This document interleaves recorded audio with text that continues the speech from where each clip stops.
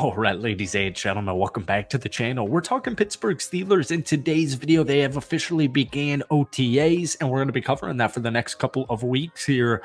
Justin Fields in the Steelers jersey, we're seeing it. Russell Wilson in the Steelers jersey, we're seeing it. They both look great. The aura is off the charts. I think Justin Fields specifically, these guys can play, man. Russell Wilson is a competent, great, solid quarterback, and so is Justin Fields, and they got both of them, and they're in such a much better spot than they were at this time last season.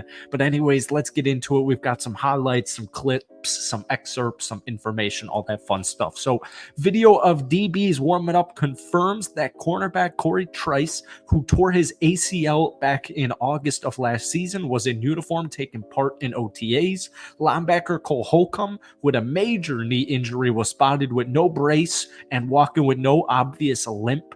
Tomlin said that he's working to get back to us and doing a heck of a job.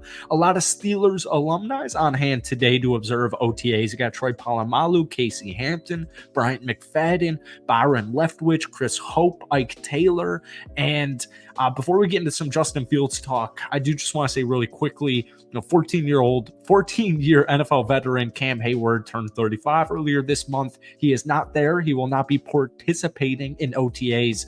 But Mike Tomlin made light of the situation, saying, it's probably an easier day for me with him not being here. I'm not overly concerned, to be quite honest with you. Cam is a guy with over 10,000 career snaps. I know Cam very well. We've shared a lot of experiences together over the years. He and I talk often. As a matter of fact, we talked twice yesterday. So he wants money and he wants a contract. So we'll continue to monitor that situation throughout the offseason, but he will not be participating in OTAs. All right, so let's get into it. Welcome back to the channel. Before we do, if you guys enjoy it, be sure to hit that like button, hit that sub button for daily NFL content, along with a ton of Steelers videos.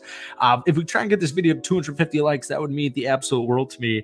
I got a heartbreaking comment from our last Steelers video saying, oh, all these videos are the same. Yeah, man, we've been talking about wide receiver 2 for way too long. I'm glad they're finally out there in live action, 7-on-7s, 11-on-11. So let's get into some Justin Fields talk. So Russell Wilson appears to be QB1, right?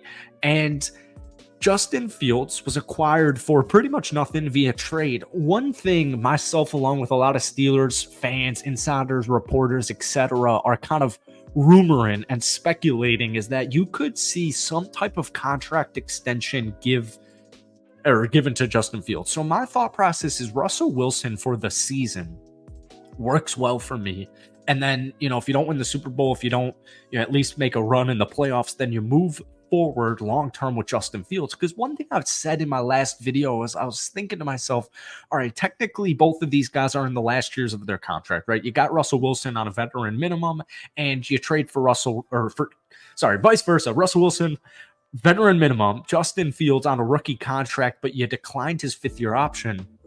So what I'm thinking here now is, obviously, just having that competition in the QB room is going to be huge. But my hope is that Russell Wilson plays and starts the full season for the Pittsburgh Steelers. And it is great to know that you've got Justin Fields in your back pocket. We were kind of comparing him to Taysom Hill. I think it was Drew Brees who said that the Steelers should use Justin Fields like the Saints do Taysom Hill. Even if Justin Fields doesn't play a snap as QB1 or doesn't throw a football as QB1 for Pittsburgh this upcoming season, don't sleep on the fact that Taysom Hill in the last 2 seasons, even at 33 years old, and Taysom Hill somehow, some way, 33 freaking years old, he's had 700 yards from scrimmage the last 2 seasons, each season. So Justin Fields will have an impact on Pittsburgh, even if it's not the QB position. He said, I'm nowhere near my ceiling. He's very confident he is still on the rise. He said Russ Wilson and Justin Fields, they're continuing to challenge one another, and then Justin Fields just had a great ton of excerpts that I wish I could just straight up play.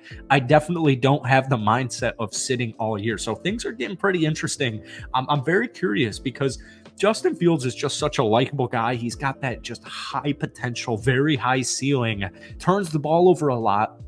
So I'm very curious how Arthur Smith is going to utilize him in the Steelers offense this upcoming season. Moving on forward, we got some information here, or some, talking points from DKPittsburghSports.com. One big thing that we're going to be monitoring all throughout OTAs is who the hell is wide receiver 2. So George Pickens, clear cut number 1 on this roster, but you traded away Deontay Johnson to the Carolina Panthers a month or two ago. Now you did draft rookie Roman Wilson in the 3rd round. The only issue is he's probably going to be the slot guy. He played 206 of his 300 snaps in 2023 at the slot position. He also had 30 catches for 476 yards from the slot. Now, you've got Van Jefferson, Quez Watkins, Scotty Miller, Calvin Austin, and a couple other guys like Denzel Mims and Callaway. It appears that the favorite to land wide receiver 2 is going to be Van Jefferson. And, to be honest with you, that doesn't upset me all that much. I think Van Jefferson's probably the most likely. I like the idea of having guys like Van Jefferson, Scotty Miller, regardless of their actual, statistical impact on this roster, just to help teach Arthur Smith's scheme. But Van Jefferson, he had a really good year back in 2020. The only issue is we just haven't seen anywhere close to the level of production he had back in that year. 50 catches, 802 yards, and 6 touchdowns. He also had 4 catches for 23 yards when they won the Super Bowl in 2021. But the thing is, he did that in the 2020 regular season. And, that was 4 years ago. It's 2024. So I still want the Steelers to go out there and get a wide receiver 2. But once again, we've been talking about this all offseason, so I'll leave it be with that. One important note is, what is May? 31 days. We've got 10 days until June 1st, which means you're going to see some players, specifically probably a star level wide receiver or 2, be traded, whether it's going to be Cortland Sutton, whether it's going to be Tyler Lockett. Post June 1st, that's a day to circle on your calendar to see if Pittsburgh actually does make a move for it. But that is what we're watching for. Who's emerging as the solidified wide receiver 2 during Pittsburgh Steelers OTAs.